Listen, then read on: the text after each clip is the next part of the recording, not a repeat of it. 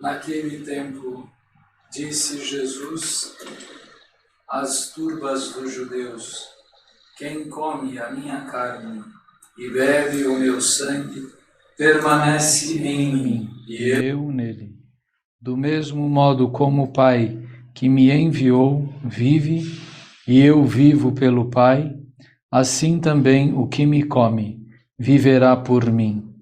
Este é o pão que desceu do céu, não como o maná que vossos pais comeram e morreram, mas quem come deste pão viverá eternamente. Per Evangelii deleantur nostra delita. Em nome do Pai, e do Filho e do Espírito Santo. Amém. Meus caríssimos irmãos, em nosso Senhor Jesus Cristo, a presença real de nosso Senhor Jesus Cristo na Santíssima Eucaristia, que se dá através da celebração da Santa Missa, que tem diversos nomes: Eucaristia, Missa, o Santo Sacrifício, todos eles nomes sinônimos que refletem uma única realidade. A renovação do sacrifício de Nosso Senhor na cruz e a sua presença real entre nós de modo constante, contínuo, eficaz e durável até o fim do mundo. O que foi mudando na Igreja a respeito do Santíssimo Sacramento, do altar, não foi a essência da sua realidade, mas a consciência dos fiéis, não é, dos membros da Igreja, cada vez mais profunda sobre as consequências da presença real de nosso Senhor, da necessidade de Ele estar em nossas almas, em nossas vidas, em nossas cidades, na nossa sociedade. E, nesse sentido, sendo referência para os homens do mundo inteiro. E por isso podemos dizer mesmo que a civilização cristã, que se espalhou por um número incontável de lugares, de cidades, de povos, e que há 20 séculos vem dando continuidade a esta mensagem de nosso Senhor, tem de fato, na presença real de nosso Senhor na Santíssima Eucaristia, um alicerce intocável da doutrina católica. Não é possível diminuir nem uma vírgula do que a Igreja afirma a respeito da presença de nosso Senhor Jesus Cristo.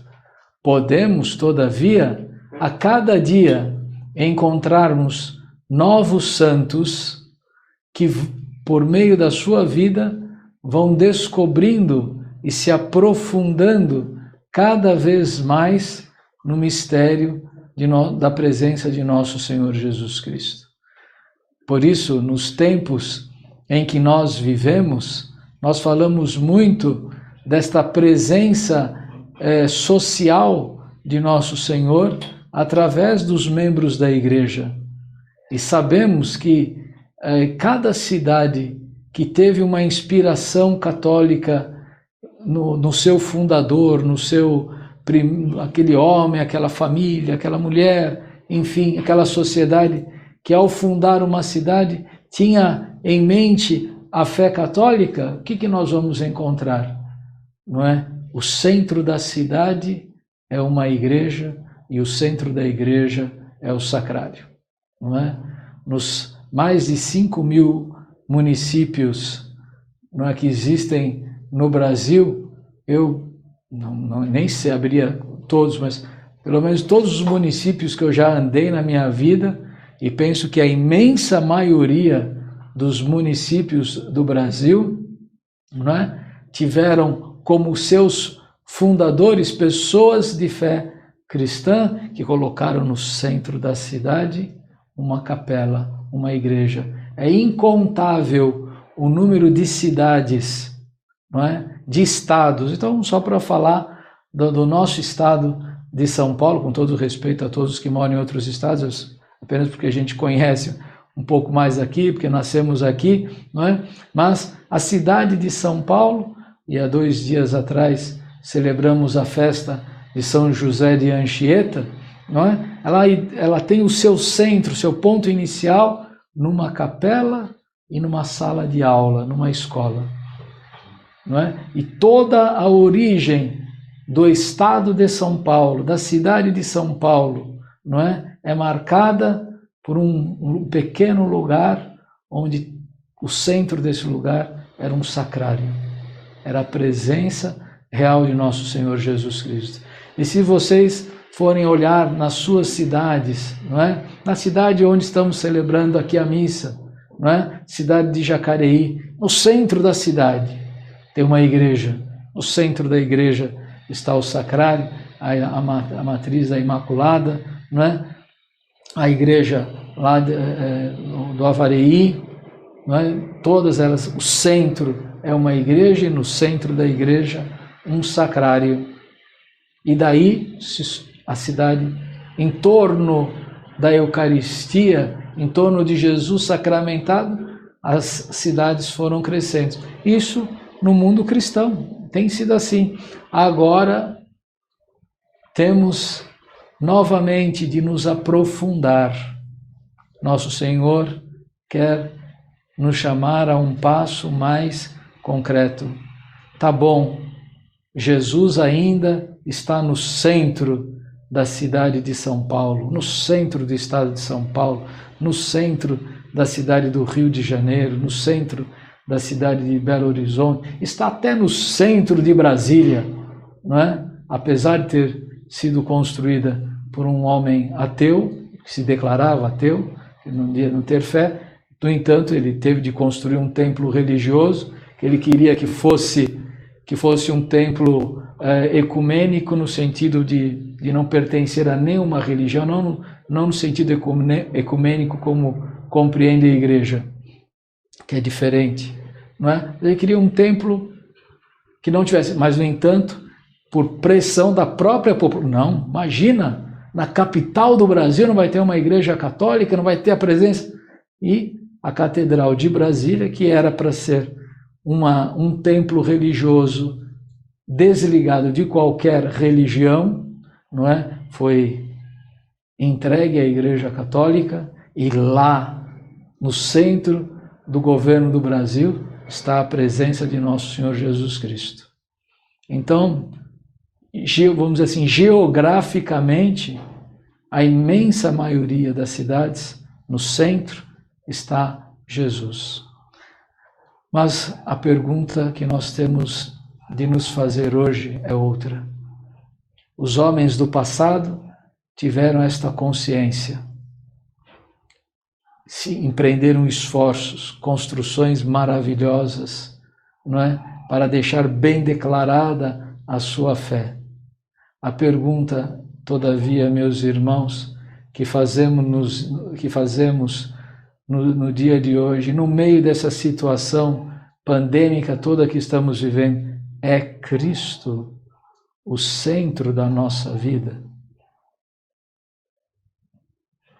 Alguém vai dizer, mas eu não estou podendo receber Jesus na Eucaristia, muitos dias sem comungar. Você estava indo comungar por vaidade, por uma piedade tíbia, você estava indo comungar sempre na graça de Deus, estava comungando e recebendo Jesus com a mesma emoção que você coloca um chocolate na boca? Ou tomando um golinho de café? Ou uma sobremesa deliciosa? Era assim? Apenas pelo prazer, por uma sensação? Ou era por uma convicção?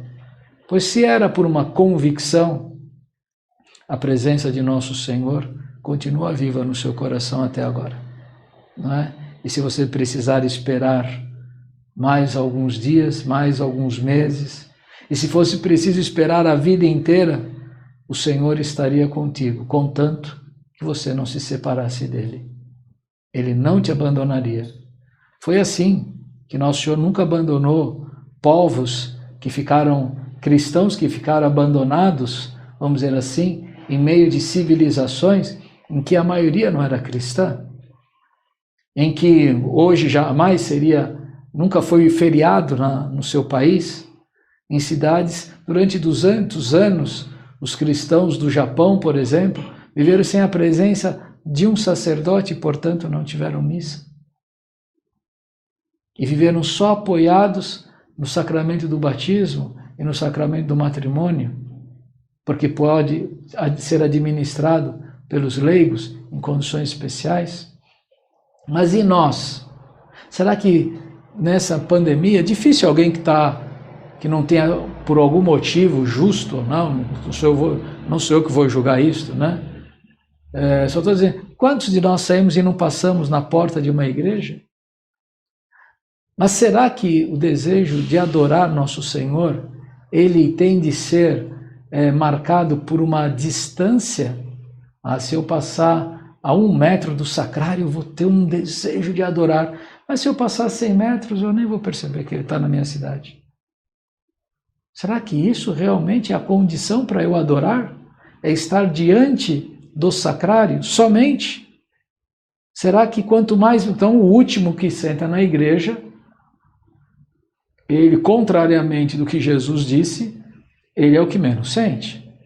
Então todo mundo tem de sentar no primeiro banco da igreja para ficar bem pertinho. Ou então, às vezes, algumas pessoas, com todo o respeito, podem fazer isso, né? Mas é uma piedade que não é conveniente, por causa dos perigos, né? Ele precisa pôr a mão no ostensório para sentir a presença de nosso Senhor. É bonito, é piedoso, mas não é perfeito, não é conveniente. Porque nosso Senhor não está visível na hóstia. A nossa fé, que Ele está ali presente, é independente de eu tocar. Porque quando Ele toca na minha língua, sob a espécie de pão e de vinho, eu não sinto o gosto da pele de Jesus. Senti o gosto da pele de Jesus. Mentira, não é possível isso. Eu senti o gosto do sangue de Jesus na minha boca. Não, você sentiu o gosto de vinho. Se você está sentindo o gosto de sangue, é que você mordeu a língua. Não é porque você está comungando. E se você sentiu o gosto de carne quando você comungou a hóstia, não é? Você não escovou o dente direito antes da missa. Está com o gosto da carne que você comeu na hora do almoço. Desculpa falar assim grosseiramente, mas porque é assim mesmo, não é? Você vai sentir, se os seus lábios são capazes de perceber, né? Se você tem a degustação bem afinada, você vai assim, nossa, essa hóstia tem gosto inteiramente de pão feito de trigo. E se você for um bom especialista no vinho, né? Você vai, nossa, esse vinho que foi utilizado nesta missa é feito desta uva, daquela uva, tem tal grado, você pode até sentir isso, mas vai continuar, né, Jesus debaixo desta espécie. Eu não preciso fazer esses exames científicos, não é? E nem ter essa sensibilidade degustativa para dizer que Nosso Senhor está ou não está, e nem preciso tocar com os meus sentidos a sua presença. Portanto, só de saber que eu estou numa cidade que Jesus está presente num sacrário, eu poderia a qualquer momento me dobrar e me ajoelhar no chão. Poderia até, por uma questão poderia, até psicológica, vou me direcionar para o sacrário, vou me virar para o sacrário. O sacrário está ali, naquela região, da minha casa até o sacrário, a linha reta daqui para lá é aqui. Tá bonito. Vou virar o meu corpo, vou me posicionar de joelhos e vou adorar a Jesus que está no sacrário. Quantos fizeram isso nesse tempo de pandemia? Quantos que antes iam à missa, sempre, etc., fizeram a comunhão espiritual?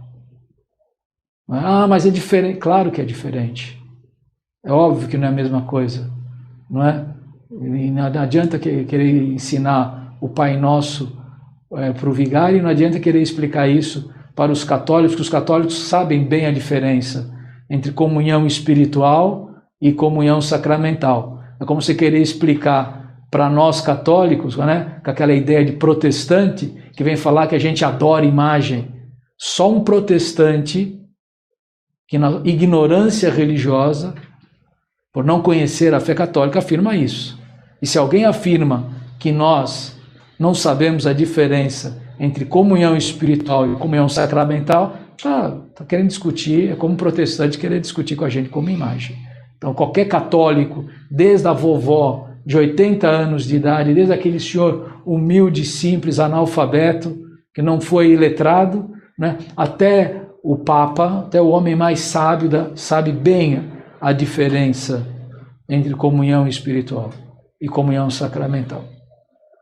Mas a união, a adoração de Nosso Senhor presente na Eucaristia não é necessária receber sacramentalmente para adorá-lo.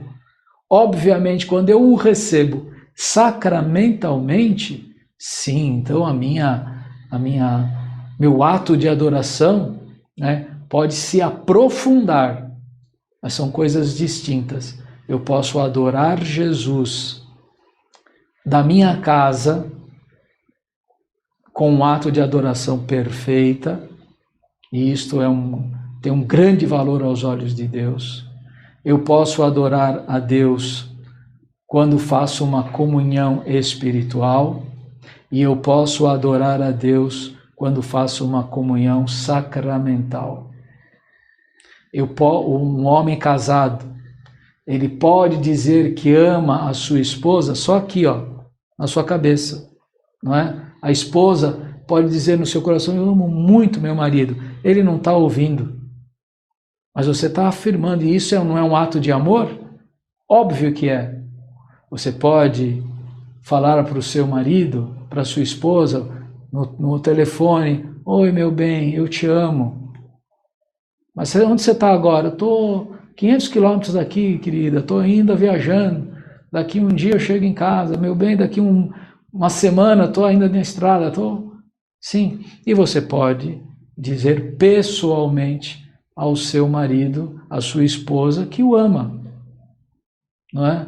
Ah, mas eu não aguento. Sim, o melhor modo de dizer que um ama o outro é pessoalmente, diretamente, né? O melhor modo, o mais agradável é na recepção da Eucaristia. Mas, se por telefone você não diz que ama seu marido, se nos teus pensamentos você não diz que ama sua esposa, presencialmente não fará muita diferença. Ou você só vai se prender a aspectos externos. Ah, minha esposa é muito bonita. Ah, meu marido é muito forte. Ah, é gostoso receber Jesus na comunhão, porque eu gosto.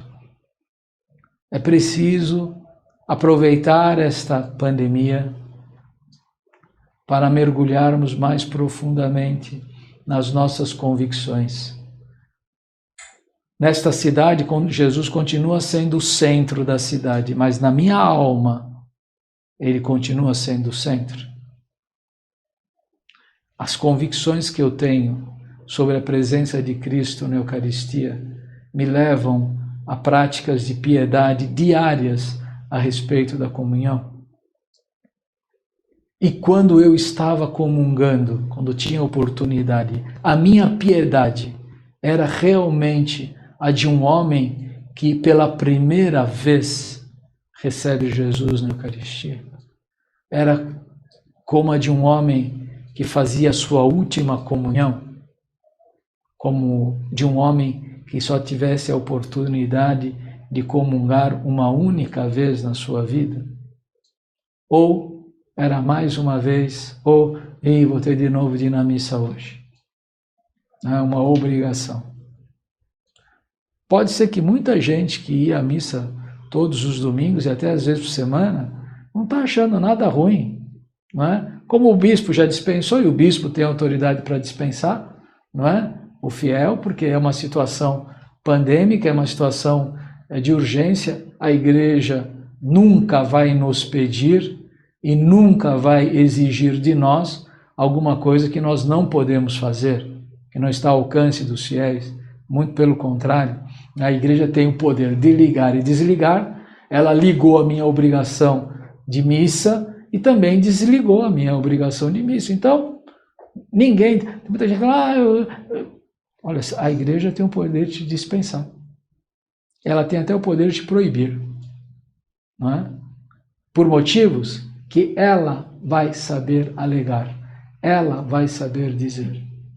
Ah, mas a autoridade, você não está no lugar da autoridade, faça a tua parte, não se meta em querer ser juiz, não é?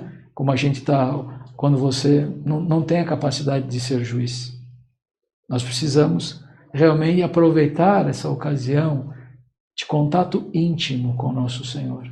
Assim como a intimidade de cada um, não é? A gente deve respeitar, mesmo marido e mulher deve respeitar a intimidade um do outro. Então, nós também devemos penetrar a fundo na nossa intimidade com o nosso Senhor. Nem a querer explicar para o lado de fora, para as pessoas, como se dá a minha intimidade. E quando a pessoa começa a falar muito da sua intimidade para o lado de fora, levando em público, levando, né, publicando, pondo cartaz na rua, é uma coisa que não funciona muito bem. Não é uma coisa, não demonstra realmente que aquilo é convicção. Dá mais a impressão que é pura sensação. Não é? É emoção de momento. Não é? É como coisas agradáveis aos nossos sentidos, mas não penetram a fundo a nossa alma. As orações todas que foram, as orações e a escolha das leituras todas desta missa, não é? Foram compostas por Santo Tomás de Aquino. E eu gostaria apenas de reler algumas delas para os fiéis que talvez não tenham um missal também em português. No introito da missa foi utilizado o Salmo 80 e diz assim: Deus alimentou-os com a flor da farinha e fartou-os com o mel extraído do rochedo. Se Deus alimentou o povo de Israel, que estava no deserto, por que Ele não iria nos alimentar agora?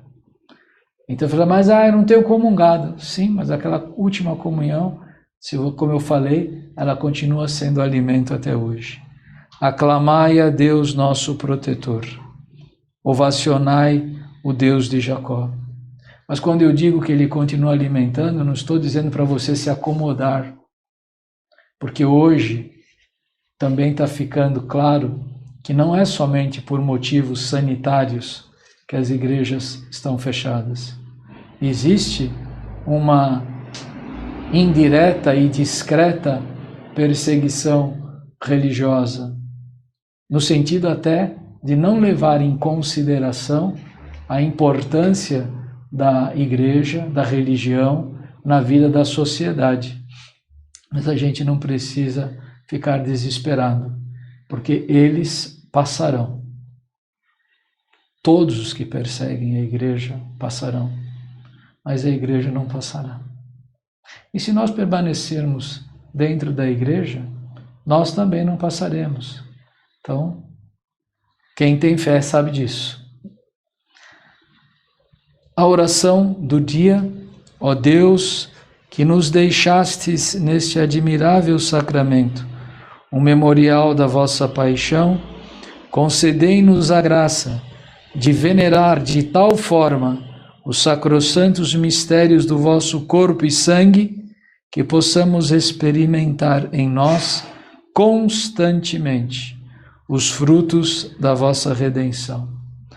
O que eu realmente tenho pedido a nosso Senhor, a todos os fiéis que frequentam a nossa capela, todos os fiéis da igreja, não excluo ninguém desse pedido, é que realmente, quando o nosso Senhor permitir que a maior parte dos fiéis possam voltar a receber a Sagrada Comunhão, que não seja como da última vez, que seja de uma maneira muito mais piedosa, profunda e preparada. E eu peço e suplico a nosso Senhor que não deixe que depois de um mês que as igrejas, as missas, voltem a ser celebradas em horários e de maneira normal, vamos dizer assim, não é? Que as pessoas não tenham novamente colocado a comunhão como uma coisa qualquer, mas que continue sendo realmente a essência da nossa vida. Na sequência, que foi cantada na missa de hoje, é um hino composto por São Tomás de Aquino, que louva, né, a presença de nosso Senhor na Santíssima Eucaristia. Nós já pregamos isso em outros anos, mas é um hino que tiverem oportunidade, não é, vale muito a pena nós lermos e meditarmos em cada verso. Eu vou só ler, não é? A Eucaristia vai dizer no hino: vida dá vida ao bom, morte ao perverso. Vede, pois, como é diverso o efeito deste alimento. Você quer comungar a comunhão porque ela vai te dar vida? Ou você vai continuar vivendo na perversidade e comungando a morte? Porque o efeito da Eucaristia não é igual para todo mundo. Depende de como a pessoa comunga. E eu espero sinceramente que quando voltar cessem, né, as inúmeras profanações das comunhões sacrílegas, profanações ao sacrário. E continua ele: fragmentado o sacramento, não duvides um momento, tanto existe no fragmento quanto a hóstia toda tem. Mesmo em qualquer circunstância ou em qualquer forma que for distribuída a Sagrada Comunhão, é competência e responsabilidade do sacerdote, mas também dos fiéis leigos, que não se perca nem um fragmento, pois se um fragmento se perder, é como se tivesse perdido uma hóstia inteira. E, portanto, não é? Nosso Senhor pode cair no chão e ser profanado, ser pisoteado, não é? Ir para a poeira, misturar-se com a poeira.